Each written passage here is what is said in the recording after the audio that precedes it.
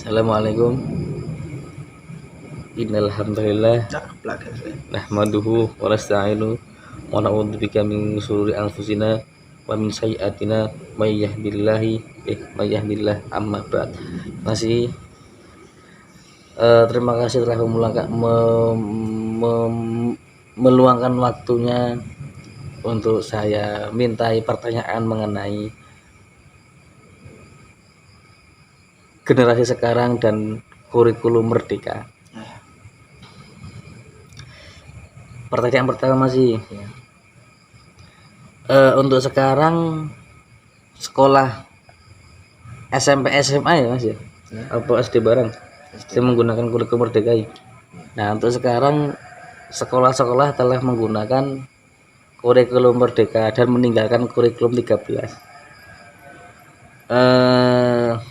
Pertanyaan saya mengenai kurikulum dan cara belajar siswa-siswi sekarang adalah: satu, untuk memenuhi kebutuhan dan gaya belajar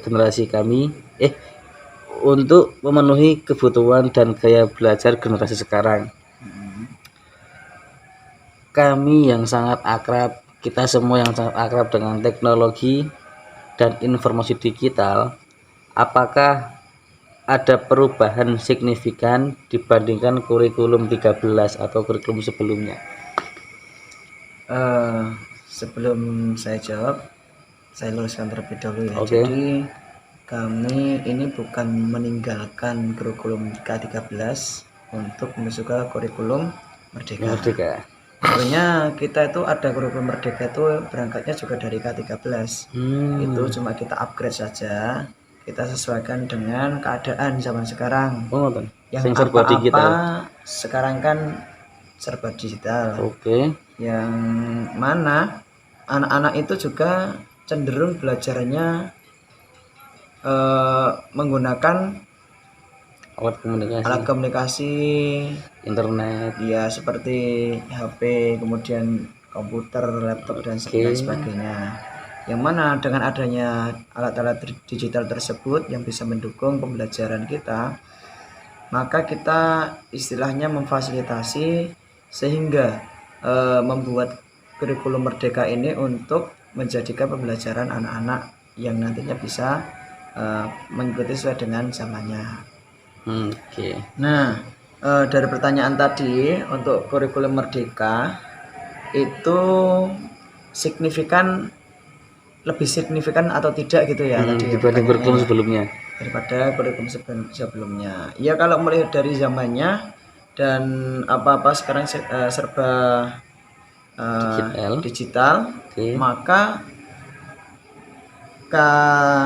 kurikulum merdeka ini itu lebih signifikan, efektif. Efektif dalam penerapan pembelajaran. Karena untuk kurikulum merdeka ini itu fokusnya adalah ke kreativitas. Kemudian intinya tidak yang hanya teori saja. Prakteknya ya cenderung ke praktek-praktek, sehingga anak itu mudah menyerap pembelajaran secara menyeluruh karena ada prakteknya, tidak hanya materi seperti itu. Dampak negatif untuk siswa-siswi sekarang? Dampaknya ya jelas ya, kalau kurikulum itu ada baiknya, ada kurang baiknya. Nah, itu ada dampak baiknya dan dampak tidak baiknya. Dampak tidak baiknya yang jelas kalau kita amati sekarang anak-anak yang bahkan setiap keluarga itu pasti sudah memiliki HP. Jelas tuh ya.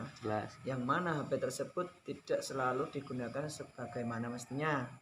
Nah, pasti dampaknya yaitu HP yang biasanya dipakai, yang harusnya dipakai untuk komunikasi, untuk pembelajaran, dipakai untuk TikTokan, scroll sosmed yang tidak perlu, kemudian ngegame yang tidak tahu waktu. Seperti itu, sehingga membuat konsentrasi anak itu terganggu ketika nanti pembelajarannya menggunakan teknologi. Padahal harusnya teknologi itu mendukung pembelajaran, tapi malah disalahgunakan sehingga membuat konsentrasi pembelajaran itu akan terkurang rendah gitu loh, akan hilang. Oke. Kalau dampak positifnya jelas adanya teknologi ini yang apa-apa memudahkan kita ya, kita dari gurunya kita ya mudah untuk menyampaikan materi, kemudian untuk mempraktekannya. Anak-anak juga bisa mengikutinya karena semua anak punya apa namanya alatnya, alat komunikasi. alat komunikasinya. Tapi anu masih nah untuk caranya belajar menggunakan alat komunikasi berarti anak malah sekarang malas untuk menulis buku ya. Di kurikulum Merdeka ini tidak melulu kemudian setiap hari kita belajarnya menggunakan komputer, tidak. Jadi hanya makanya ada P5. P5 apa itu masih? Itu ya intinya praktek daripada materi itu apa namanya kreativitas tadi loh yang saya sampaikan. P5. Jadi menulis itu tetap penting, tetap ada apa namanya pembelajaran menulis, kemudian hafalan mungkin juga ada. Hanya yang dirubah adalah ketambahan dengan adanya teknologi ini sehingga kita bisa mengikutinya gitu, sesuai dengan kemajuan zaman. Oke. Untuk penerapan kurikulum di SMP, SMA, MTS Mas, Ya, ada perbedaan tersendiri ataukah sama? saya kira walaupun sudah disamakan tetap akan ada perbedaan ya kan. Cara penyampaian mungkin Ya mungkin dari apa namanya segi penguasaan guru itu kan berbeda-beda sehingga nanti prakteknya untuk mengajar juga akan berbeda hasilnya.